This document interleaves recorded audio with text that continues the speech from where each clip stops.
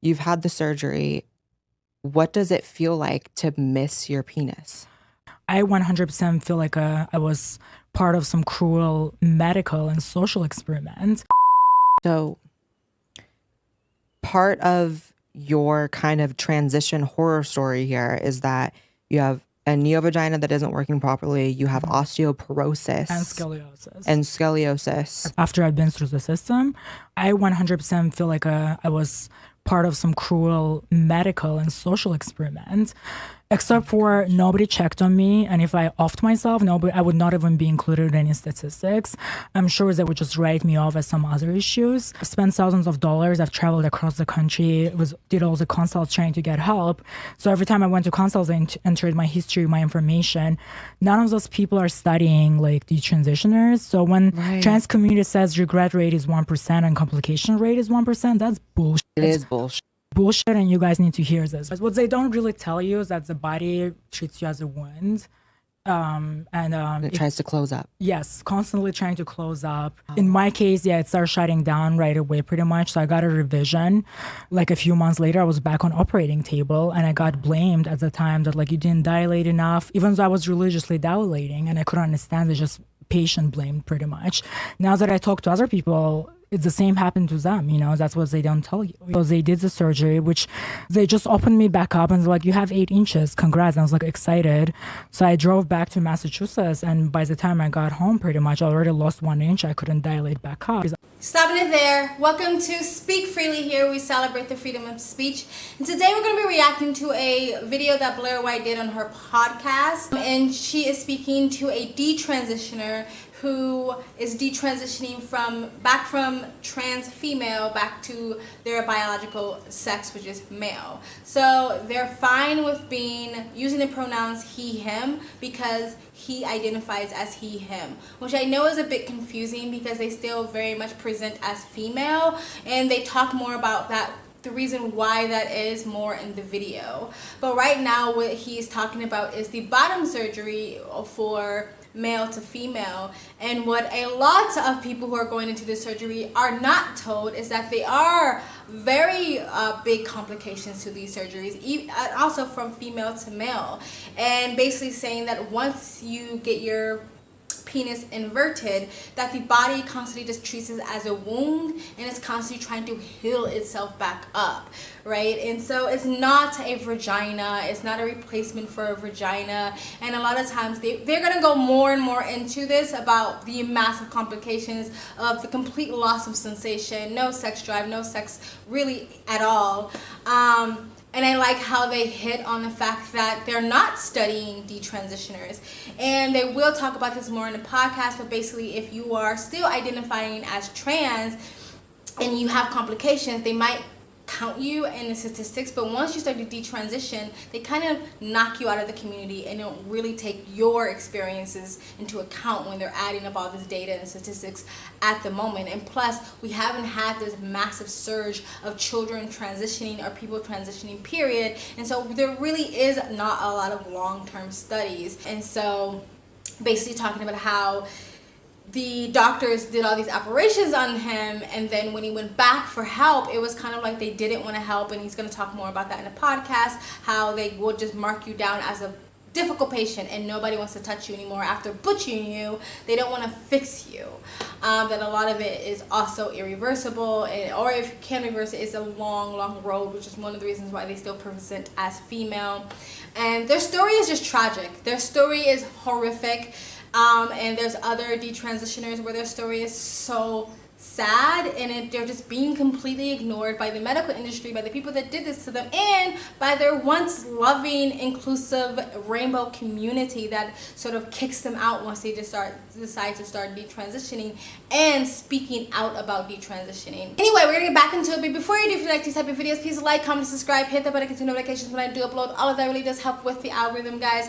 And if you'd like to support the channel even further, you can donate. My PayPal and Cash App link is in the description box below and also in the comment section. Of course, it helps but you don't have to. You can just like, comment, and subscribe. All right, we're gonna get back into it. I'm gonna try not to stop so much. I just want to do an initial introduction because this is a long video. I tried to edit it down, and this is edited down, so you can go on Blaire White's channel, her podcast channel. You can look at the full video. So I'm gonna split this video up into 2 parts because this video is probably gonna be longer than 30 minutes because it's a 17-minute clip that I'm reacting to, even though I've sort of edited it down. So click on this one and please go watch part 2 if you choose to do so. Anyway, we're gonna get back into it and hopefully you continue to enjoy this episode. All right. Other detrans males, I don't know, will I have time, but like they have it worse as people who have no sensation in their like groin. I saw a viral post from another detransitioner who said that you could literally stab his genitals with a knife and there is no sensation. For years as a trans person, I've been asked like my reasons for not wanting the surgery, etc. And people are like, well, yeah, maybe you won't be able to orgasm anymore. In their mind, their head goes to like, will you be able to still come afterwards? The reality is, for some people, and you're saying for yourself, you can't even have sex. You have had a sex change and now you cannot have sex. Yeah, it was not a fair trade at all. So, and plus they didn't tell me there was a study done in Sweden where it showed that suicide probability went up. You can bleep out that word. Sorry, I said it. But like, yeah, like I wish somebody told me, like one of the therapists, like you can do this, but you will more likely to off yourself after this, according to certain studies. Why is it all hidden online and nobody talks about it? Why do people have to look for it themselves? You've had the surgery. What does it feel like to miss your penis?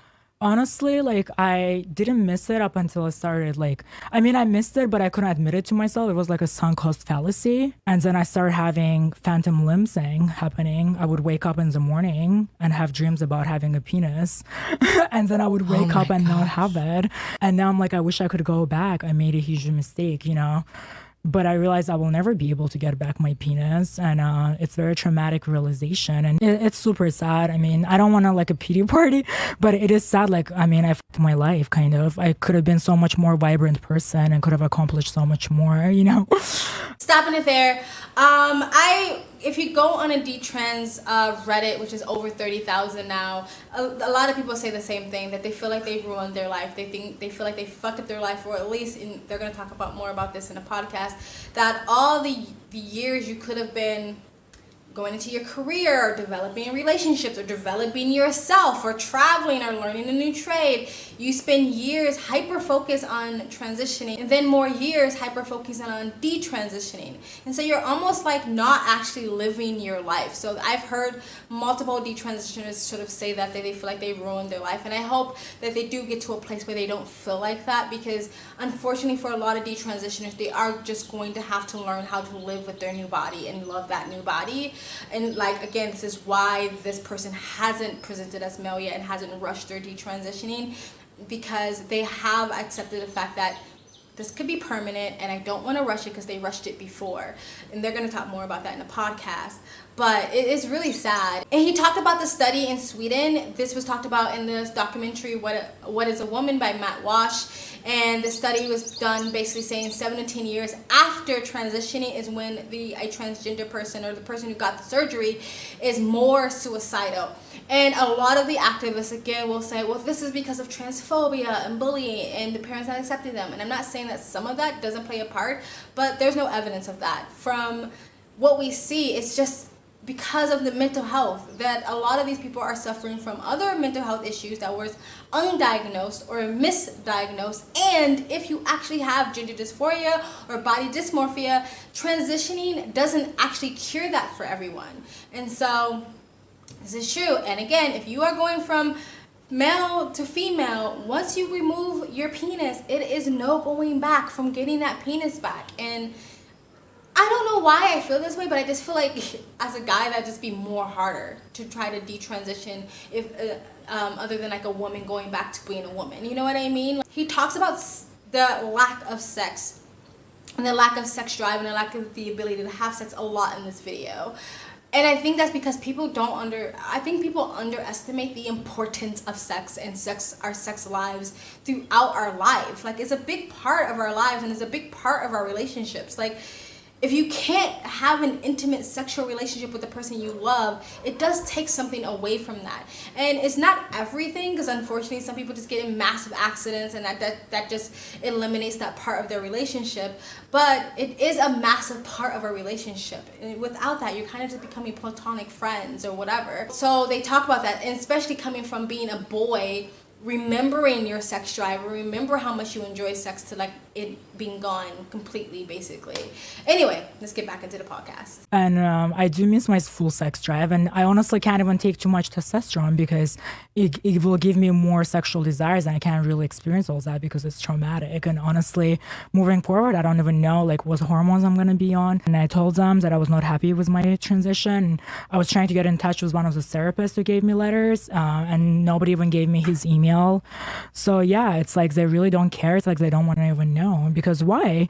It's a big industry. All the surgeons. And it only is a bad look for them to have a patient say, I regret this. Right, because it doesn't align with the general narrative, because it will make a lot of people reconsider if that's the right step for them. I wish somebody hugged me a few years back and be like, you know what, you can present feminine, you can wear heels, hair, whatever you want, but the sad reality, we don't have technology to make you an actual woman.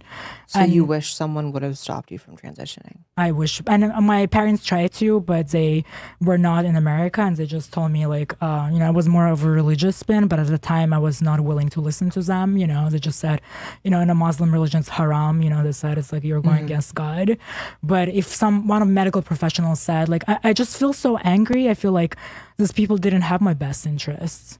They never tackled my childhood traumas. They never dove deeper. They just assumed that was like, they affirmed me, into this, I believe into self-harm.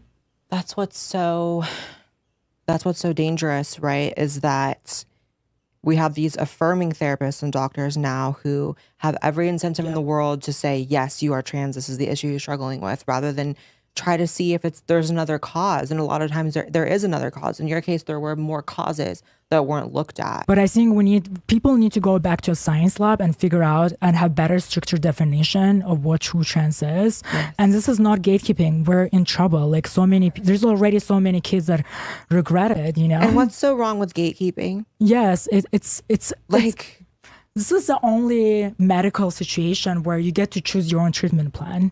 Like, what the hell? You get to choose, like, do you just want to be on hormones? That's such a great point.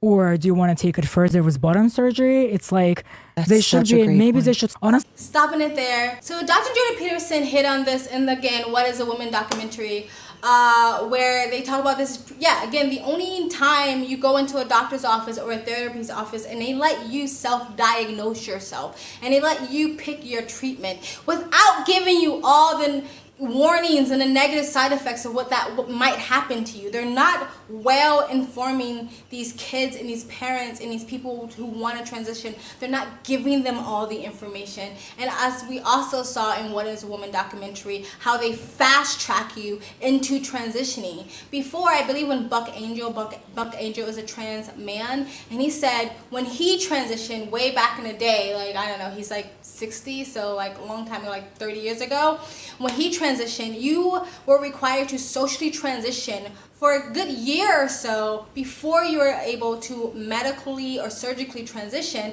and you had to do a lot of therapy, and it wasn't confirming therapy. With this affirmation therapy, this confirming therapy, all they're doing is allowing you to self-diagnose and confirming whatever you say. You're a man, you're a woman, you're a fish, you're a dog, you're a wolf, whatever you say, you are, and here's your fast-track treatment plan for you. You know what I mean? It's fucking absolutely ridiculous, and this is what I mean when I say they're misdiagnosing people or just not diagnosing them properly at all, because a lot of these people are dealing with a lot of more struggles. They are already depressed, they're already want to off themselves, they're already have anxiety, they may have other personality disorders, they may have childhood trauma. There's a lot of things that can be going on, and these doctors aren't actually being doctors. They're not doing what they vow to do no harm, and to help people as much as possible. And you're right, they're basically allowing people to self-diagnose and go butcher themselves and do self-harm. And the parents, the fucking parents, he transitioned as an adult.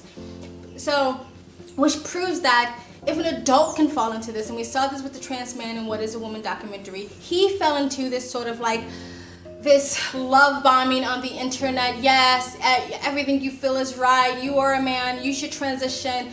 He fell into that cult-like atmosphere in his 40s. You know what I mean? So you really think these teenagers and these kids are going to be able to resist this? No. And unfortunately, the train has kind of already been moving, and we're going to have an entire generation where a good giant chunk of that population are going to be spending their 20s and their 30s detransitioning or going through puberty for the first time. And he also talked about just being a feminine boy. And this is the other thing where I see from the conservative, religious, Republican, traditional side where the overcorrection is happening, where they're kind of demonizing anything that is not traditional or traditionally male or masculine. And that is the wrong thing to do, because if you do that, it's going to push more people to just thinking they're trans. Like, oh, I'm not a traditional male, and not being a traditional male is wrong. You get bullied, you get harassed. You can maybe even be physically harmed, so let me just become a woman. And they do talk about that in this podcast, that one of the reasons why they transitioned because they were being bullied, and they thought if I transition to a woman, I'll be treated better in society. That female privilege they're trying to get a little bit of get their hands on. And so we have to be more open to allowing people to express their femininity and their masculinity how they wish to do that, without them feeling like they have to transition to be treated better in society, or to feel more comfortable expressing themselves how they want to express themselves. But anyway, let's continue.